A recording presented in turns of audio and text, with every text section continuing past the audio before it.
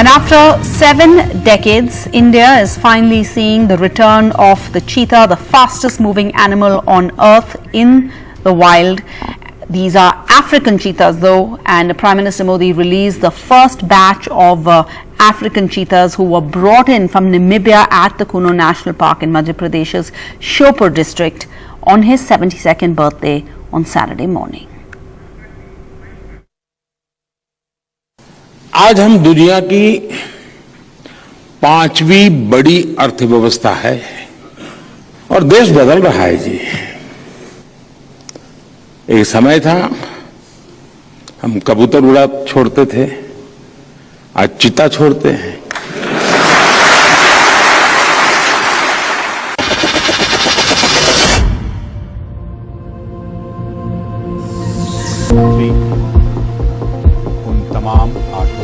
Eight fully vaccinated cheetahs released by the Prime Minister on his birthday, ending India's 7 decades long wait to see the return of cheetah, the fastest moving animal on earth.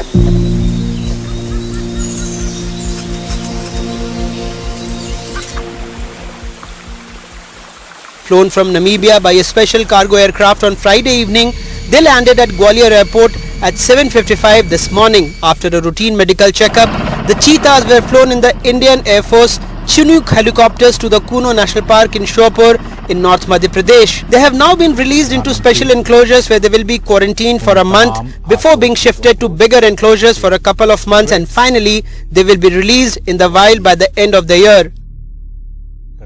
The PM, escorted by the MP CM Shivraj Singh Chauhan, Union Forest, Environment and Climate Change Minister Bhupendra Yadav, Union Civil Aviation Minister Jyotiraditya Scindia among others, captured from a 10 feet high platform stage visuals of the cheetahs tentatively exploring their new habitat. मानवता के सामने ऐसे अवसर बहुत कम आते हैं जब समय का चक्र हमें अतीत को सुधार कर नए भविष्य के निर्माण का मौका देता है। आज सौभाग्य से हमारे सामने एक ऐसा ही क्षण है। दशकों पहले जैव विविधता की सदियों पुरानी जो कड़ी टूट गई थी, विलुप्त हो गई थी, आज हमें उसे फिर से जोड़ने का मौका मिला है। बायोडायवर्सिटी और बढ़ेगी।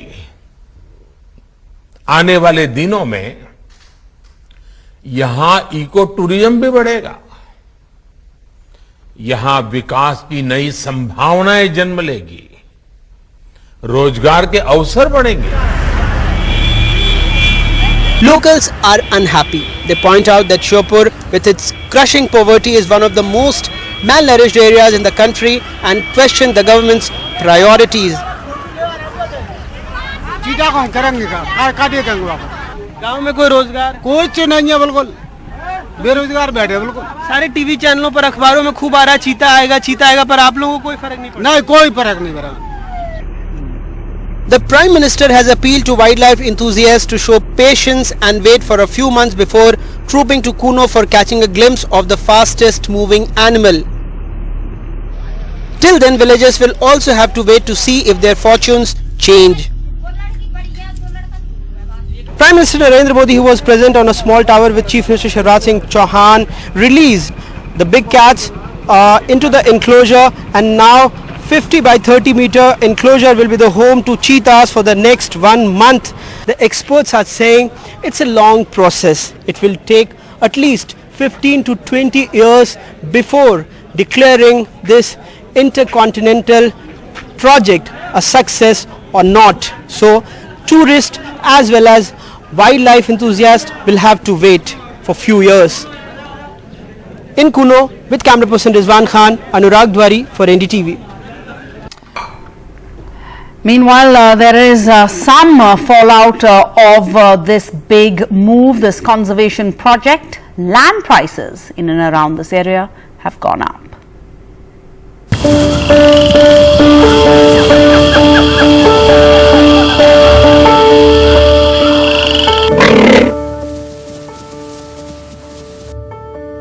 of cheetahs coming have had an unexpected impact. Real estate prices in and around Kuno Palpur Sanctuary in Madhya Pradesh have skyrocketed. The main gate of Kuno National Park lies in the Tiktoli village. It is adjacent to Mourns village, and now both these villages have found themselves on the global map thanks to the cheetahs. These two villages have not only gained popularity among wildlifers but also in the tourism and hospitality industry.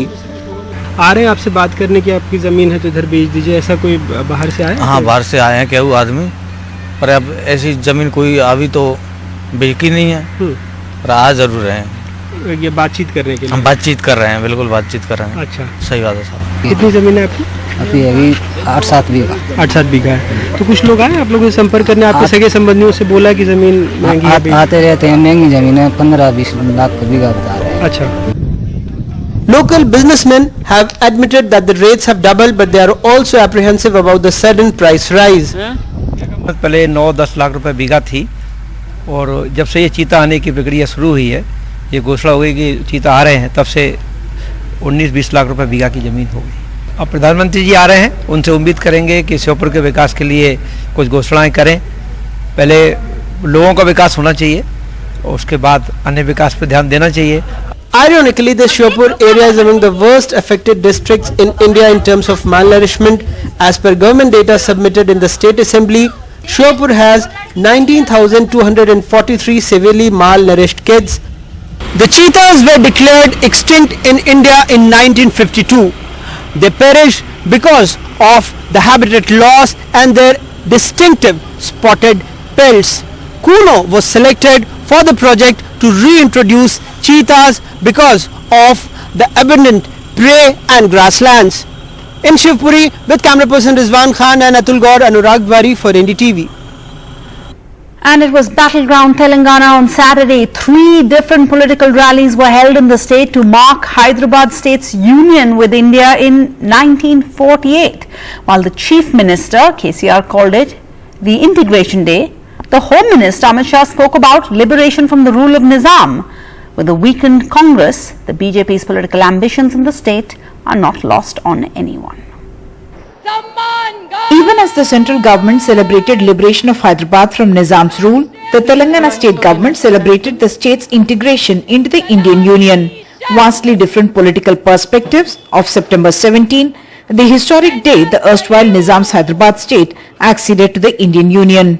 Karnataka, Maharashtra और मेरे प्रिय तेलंगाना के सभी जनता की मन की भावना को समझते हुए इन्होंने ये हैदराबाद मुक्ति दिन मनाने का निर्णय किया।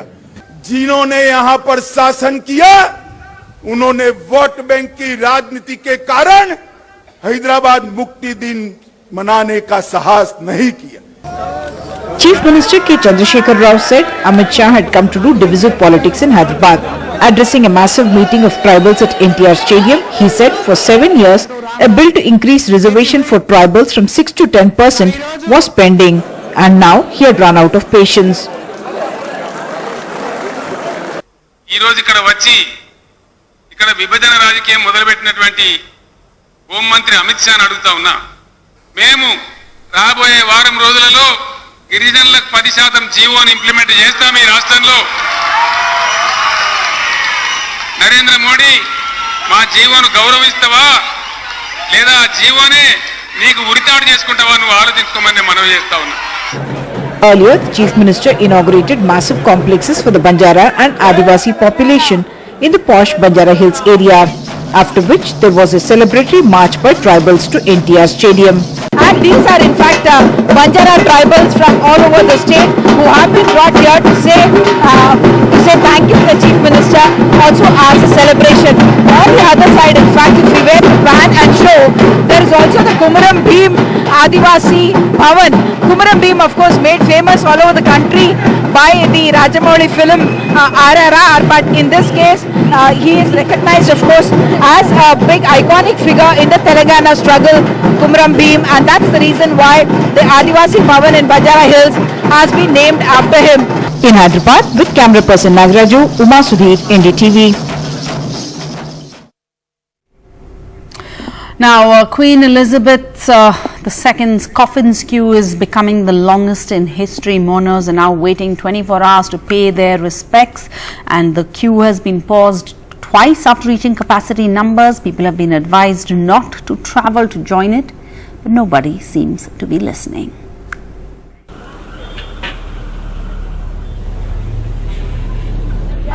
Holly Colton and her friend Emma have started their journey from Essex in the UK to the capital city London over 40 hours ago. A whole night was spent in what is now unofficially called the Elizabeth Queue, one that leads to the Queen's coffin at the historic Westminster Hall. We got started queuing about 11:45, queued through the night, met loads of lovely people, haven't we? It's been a hard experience with that all night, but worthwhile. Queen Elizabeth II has been lying in state for people to queue up to pay their respects one last time. A member of the royal family, sometimes King Charles III, is keeping vigil at the coffin. That's unbelievable. But you'd never believe this, honestly. She really would. She would love it. It's amazing. Among the thousands queuing up was David Beckham, who waited 13 hours surviving on Pringles, donuts and sherbet lemons in the queue until it was his turn. I grew up in a family that were all royalists, and I said earlier that today I think back to my grandparents, because if my grandparents were alive they would have been here, so it's nice to be here to celebrate with everybody the life of Her Majesty and the legacy that she's left.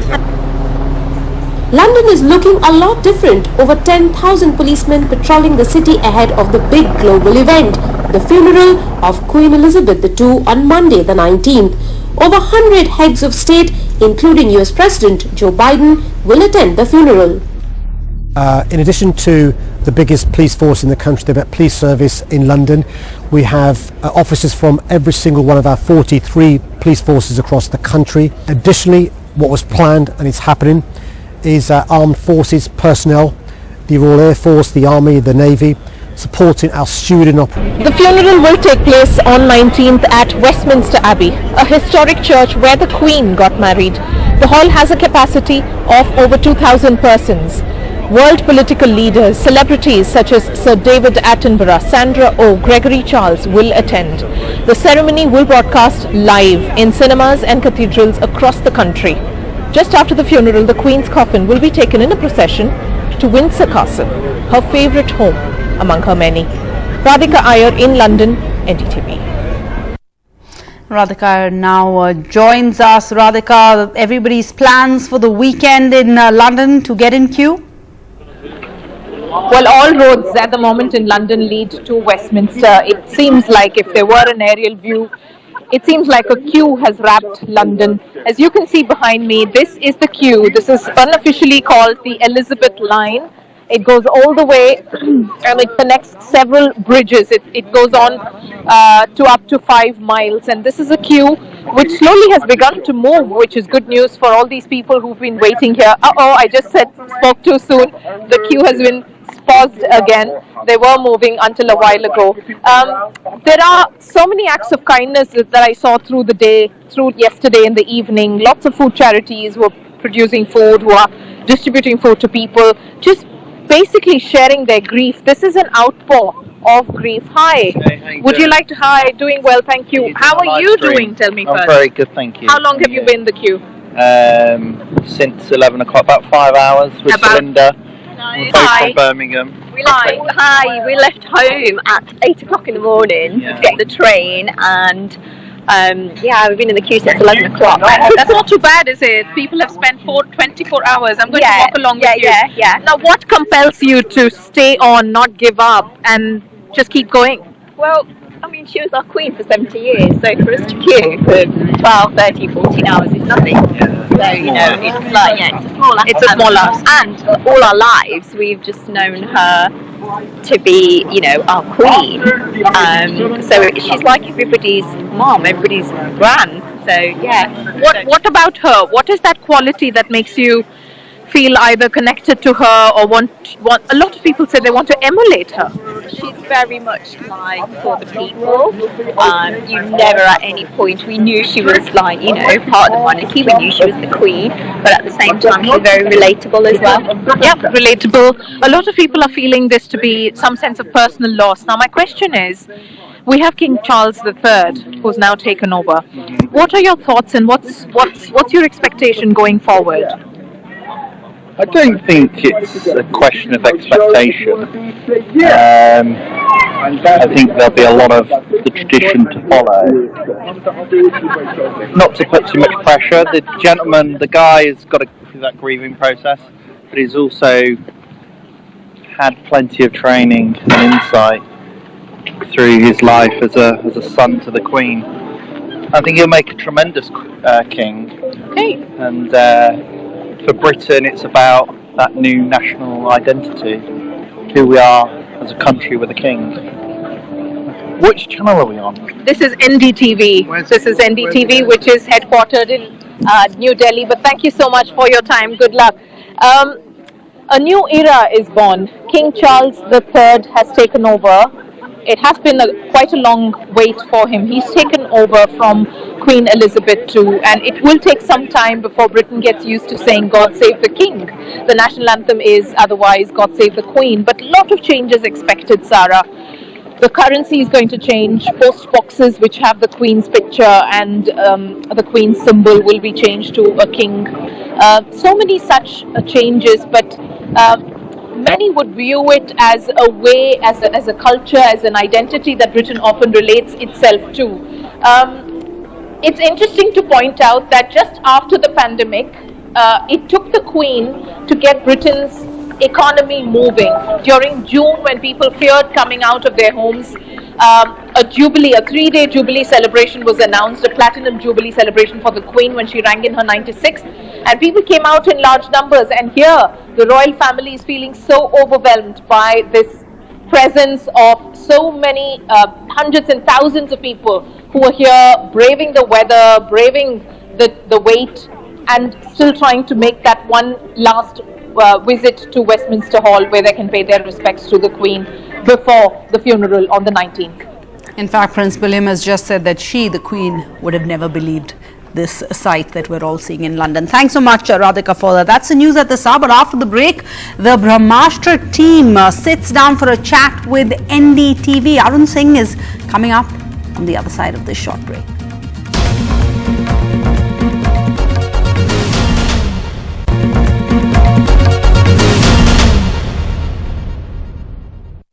Congratulations on the success. Thank you. And I'm definitely not going to ask that how did it feel, because I'm sure it felt great. But what has been the learning, your biggest learning from this film? Biggest learning, oh God, there are so many. Why don't you start? Because I'm thinking up my answer. I think biggest learning is that we, or maybe if I can speak for them, thought that this would feel great. But like Amitabh Bachchan has said in the last line of the film that हम लड़ाई जीत चुके हैं लेकिन जंग अभी बाकी है, because there is a long way to go. So it's never done. And I think as artists, as creative people, that is, we should be grateful for that. You know, that we found some inspiration, some criticism, love, and what not, you know, which came from the audience, and we carrying that into part 2, part 3, and on to the Astrabas. And I think that's what I'm feeling today. That sums up what we all feel. I think, you know, lots of learnings about the creative process. We've had learnings, to be honest, through this journey, because it was a very, you know, unusual, new kind of film that we were trying to make. But honestly, now there's just a feeling of like gratitude as we've put it all out, and a feeling of excitement for the future. What has been your biggest takeaway? I think what NB said, it's that yeah, there's just we would be very happy for a complete feeling it's done, but a done feeling is just not coming, and it just feels like it's the journey goes on. You have to actually be even more alert and aware and awake at this time. So Friday we thought we'll breathe, no, but then we were like, let's wait for Sunday. Then after a great weekend, we're like, no, but let the week get over. Now it's like all about the second weekend, third weekend. So while it's all positive and it's good and it's all of that, yeah, I think we are kind of taking in everything, criticism, love, everything, just because we feel like we need to arm ourselves right now so we can move forward and deliver an even better product with part 2 and part 3. But taking cue from what she said, what was Friday morning like? Because this film has taken a lot of labor and Friday morning when we woke up, it was hard. It was not easy. Yeah. We were sitting like sitting like, remind me on what the happened? edge. I remember I woke up at 7 o'clock in the morning. Ranbir and Alia were buzzing. I think they were almost weirdly buzzing more than I was in the first 3 Ayan days. was like I had a weird silent sense of on calm Friday. on the first few days. Yeah, I was obviously. I think I was so sitting on- tired delivering the film. I was just like, but they were like bouncing, reading everything. They had crazy energy. What happened Friday? Don't you remember I woke up early, then I came back to bed, then we woke up again and I was sitting talking, then you and I were talking for some 4 hours. Alia is like a trade pundit on this. Yeah, I was going to ask, who out of you is someone who's Alia, good with numbers? there's a joke amongst everybody on the film, including all the different producers, that Alia is like the leading producer, director, all actors. She knows every figure, she knows everything. What's happening in every territory. So She's like I'm like speaking to people. Ranbir like a goes dawn. the hard route. Okay. He goes on the social media sites and types Brahmastra, And so reads that everything. everything comes there. So he goes for the hard route, which is very difficult. I can't go that route. I prefer to speak to people on the phone. So between the two of us, we are covering a lot of grounds. We were calling Ayan up, and Ayan actually was just silent on Friday. It was a very difficult and challenging project to put together all these years and to get out. The last lap of it was extremely challenging. So honestly, just the fact that we put the whole film together and delivered it, that was one high point for us even prior to release. That we'd finally finished and like reached the top of the mountain, and Brahmastra 1 was done and ready. So I think that feeling has actually also been a feeling that I've been carrying around all these days, that we did our best and we finished our work on part 1.